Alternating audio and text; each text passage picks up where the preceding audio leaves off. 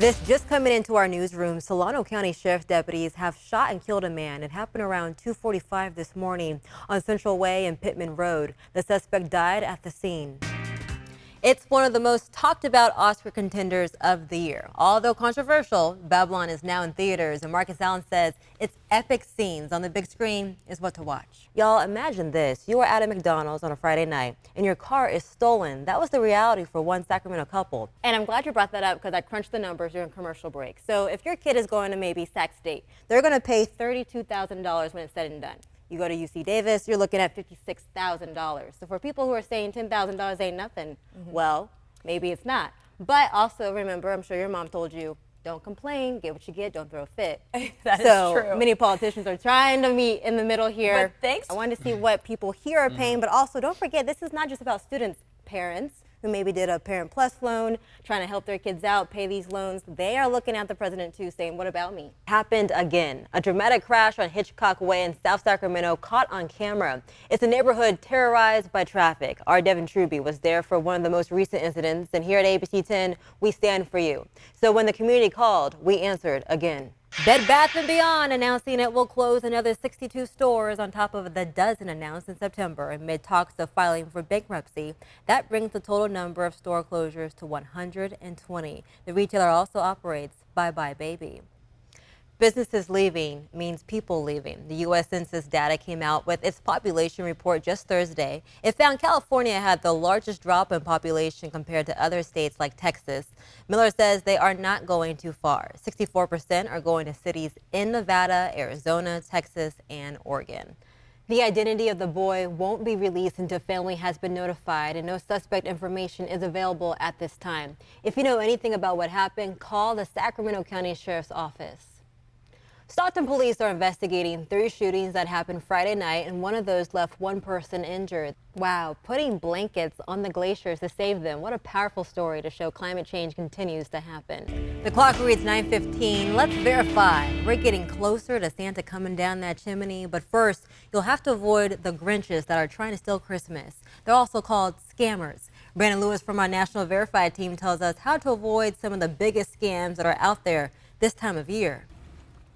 Great reporting there by our Kurt Rivera, getting responses and reaction from people living in this mess. The Calaveras County Public Works Department has released a statement saying, yeah, Conchetta, you can see that smoke. You can smell that smoke. It is so heavy. You can see it throughout the treetops. Honestly, when you look behind me, you can't even see what's below me because that smoke is so thick. And come around with me this way because the big story this morning is the large amount of police presence here. Take a look at the grocery store. You can see the Placer County Sheriff. Good morning. Across the town of Uvalde, there are several memorials honoring the 21 lives lost 2 weeks ago today. From when you first come into town, there's 21 white crosses to the massive display at the plaza.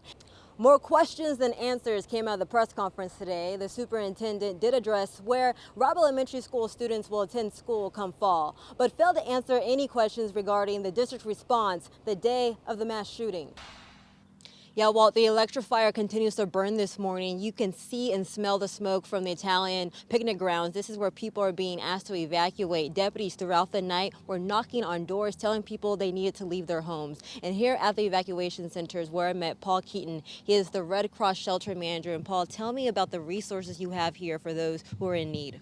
Mass and the California National Guard has been here for at least 5 days. You can see their vehicles behind me, and come around this way. You can still see that 6-foot fence wrapped around the Capitol. And then to my right over here, the National Guardmen protecting every inch of Sacramento. That protest is happening right now. Over a dozen parents and students are here protesting, demanding that 5 days a week in-person learning starts immediately now. But dozens of parents and students, like you said, were here at the district building, and this is what they left behind. Their signs taped to the walls and the doors of the district building, pleading and demanding that they reopen schools 5 days a week for in-person learning.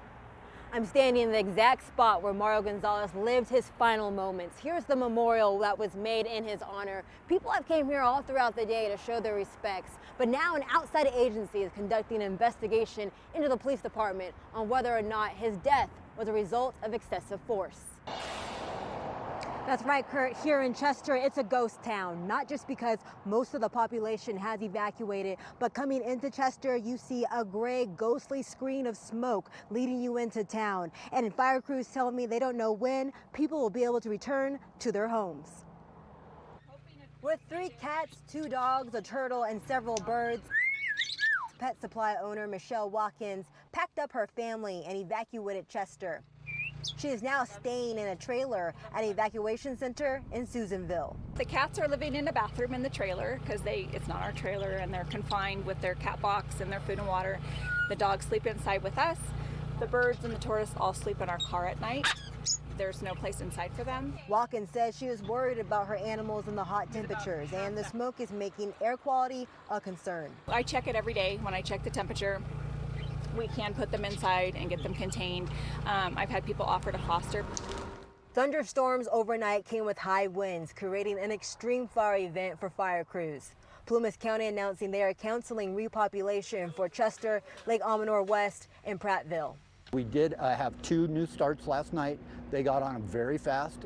They're in the process of putting a black line around both of them. Ground access also continues to be a challenge, with burned trees falling onto roads, blocking entries into areas firefighters need to reach. And thick smoke is making it difficult for crews to fight the fire from above. Yesterday, I believe they dropped about 35,000 gallons of water. So they were working a very active portion of the fire, but when the smoke rolls in, our aircraft can't fly because they can't see the ground. CAL FIRE says another wind event is expected as soon as Sunday, and they're keeping their eyes close on the forecast and preparing for it right now. Kurt. Books, activities, and representation. I love to learn. That's what brought 6-year-old Alea Williams to the underground bookstore in Sacramento's historic black neighborhood, Oak Park. She read me her favorite book by Deneen Milner. Daddy will be there with you in spirit, singing along with you. What brings Alea the most joy when reading is seeing characters who look like her own family. It reminds me when me and my dad used to always get us hugs, and we always spend time together. The trains on railroads. And she also showed me where she saw reflections of herself. Okay, which one do you think looks most like you? This one. Why is that? Because I'm black like her. Yeah, look like us, huh? Alea sees herself in these stories and dreams of her own possibilities. I pushed myself in the book, and my wish was to be a teacher. From one page to another, author and activist Sonia Lewis finished writing her first children's book. She hopes to add more representation of people of color in literature for kids like Alea. Lewis grew up in the Bay Area and moved to Sacramento in 1985. When we arrived in the Meadowview community. I attended Luther Burbank High School. When Lewis went off to college, she said she vowed to never come back to Sacramento because of the disparities she witnessed growing up, such as young black women being involved in gangs, drugs, or were teen moms. And it took me several years being away from Sacramento to realize my community needs me and my voice is representative of this community. Representation that Lewis says is important in all spaces for young black children, which led her to write Monsters and Aliens. Imagine a world where young people don't have to heal from their childhood. And so what is that voice you wish they heard? What is that thing that you experienced that you wish you could have spoke, right? But you were scared to. And so that's Monsters and Aliens. The book is written from the perspective of Lewis at 7 years old and her struggles with understanding the awful injustice of black people in America. Lewis recalls when her cousin was gunned down by police. He was literally walking away in the middle of the street in his underwear.